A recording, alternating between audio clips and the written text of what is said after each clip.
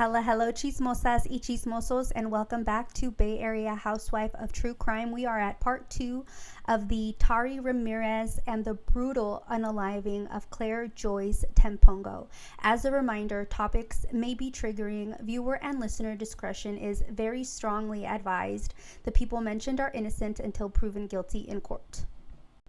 In June of 1999, Judge Wallace Douglas put Tare Ramirez on 3 years probation for felony domestic violence against Claire Tempongo, and later served a 6-month sentence in county jail for violating the terms of his probation for pulling Claire's hair and holding her against the wall during another of his beatings.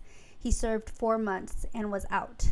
In November of 1999, Claire called police and reported that while celebrating their 1-year anniversary, Tare had one too many drinks that resulted in an argument when he grabbed her by her hair. Claire locked herself in their bedroom and called her parents and the police for help. He was arrested on felony spousal abuse and was handed a 6 months county jail for violating the terms of his probation, and he only served 4 months.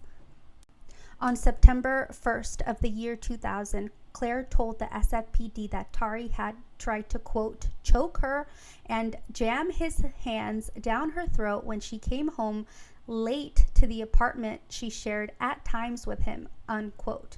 In the report, the officer explains how she was crying uncontrollably and blood spilling out of her mouth, and her neck had red marks. Also in the report, the officer writes about how Tare had a history of domestic violence. Also in the report is Claire's account on how Tare had stolen her credit cards and no charges were ever filed. The district attorney claimed that they never received the case at all. On September 8th of 2000, Claire called 911 again and spoke to SFPD officers, telling them that her ex-boyfriend was making threats on her life.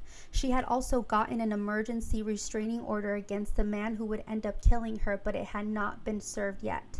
Tare had so much control over Claire that before a hearing before Judge Lillian Singh, Claire testified that she was no longer afraid of Tare, and the judge had the emergency protective order lifted. Of course, after each 911 call, this real-life cucuy would apologize, love bomb, and Claire would forgive him, and she would never follow up with the police.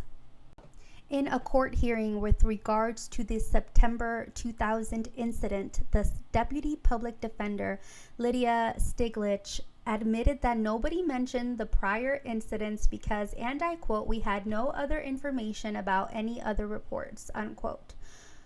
What has me absolutely dumbfounded is that in the same article, Lydia Stiglitz said that she knew Claire and said, and I quote, "I've dealt with her many times. She knew Ramirez had an alcohol problem and wanted him to get help for it," unquote. Claire's brother Leo told the press, and I quote, that Tare would yank the phone jack from the wall while he beat up his sister so that she couldn't call for help. I guess you have to remember that back in my day, before cell phones, we had to call each other on landlines that were connected through electricity through the wall plugs.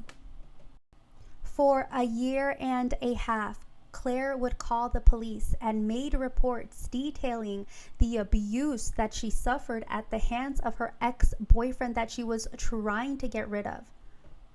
She even secured an emergency protective order, but that was not enough. In August of 1999, he had even attended wife-beater intervention classes. The last time Tare showed up to his quote, anger management classes was on October 10th of 2000. He killed Claire on October 22nd of 2000.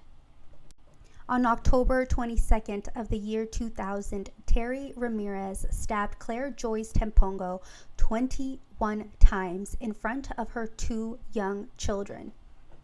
After he beat her up and killed her this time, Tare ran away from the police and they were looking for him. She had filed domestic violence reports before, like I said, about how her abuser had tried to choke her. And when SFPD Sergeant Al Lum was assigned the case, rather than sending it to the district attorney, he referred the man with a domestic violent past to the probation department. Sergeant Al Lum told the San Francisco Chronicle that Claire had been drinking, had not been hospitalized, and had not called the police to follow up on her case. The probation department alleged that they never got the file at all.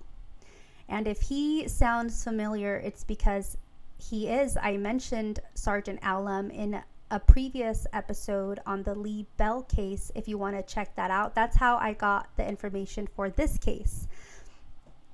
A September 5th, 2010 San Francisco Chronicle article reported that because of how this officer handled the Lee Bell case, who also ended up killing another domestic violence victim, Perla Lewis, he was given a demotion to a desk job. Well, that article cites that the SFPD explained that the reason for his desk job reassignment was due to the Lee Bell case and the Tare Ramirez case. By the end of November of 2000, after he killed her, he had also gone before a judge for being a weirdo in a public restroom and peeping into a stall, therefore violating further his probation, and was handed an additional month of jail time.